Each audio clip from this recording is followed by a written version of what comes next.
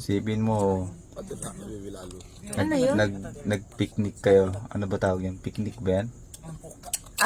Parang ano? Ano? Gabi yan ah. Parang nag-bonding ata. Bilhin. Yung mga kakaibigan. Alam siguro ko yan. na kung ano yan. Tapos, Parang yan lang yung pinaka nadala nilang pagkain. Tapos sumapon pa.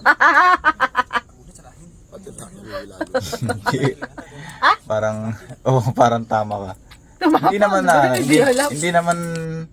hindi naman parang yan lang inadala nila. Parang yan lang talaga yung niluto nila. Tapos, Ano yung pasit kanton? natapon. Pasit kanton yan? Oh. Ang dami. Ang dami, no?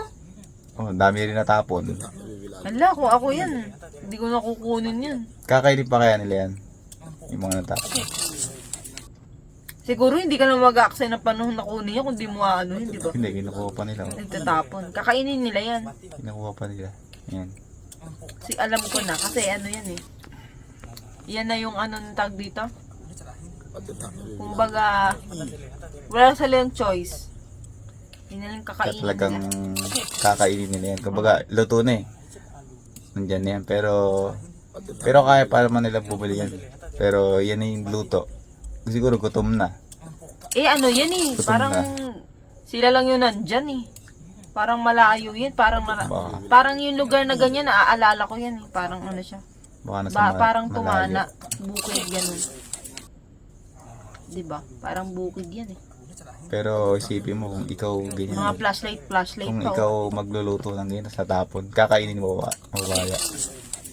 Hindi na, bakit kakainin? Kung gutom na gutom ka na. Ay, hindi. Pwede. Diba? Pwede kung sobrang nasa ibabaw siya. Yung parang hindi pa siya sumasayad. Pwede pa. Kung ikaw magutom na ano, tas wala kang ano, di ba? Grabe. Napatay yung baga nila. Pero enjoy naman sila. Kasi inuwa pa nila. Ano ba yan? Dito ba yan sa Pilipinas? Hindi ko nga alam.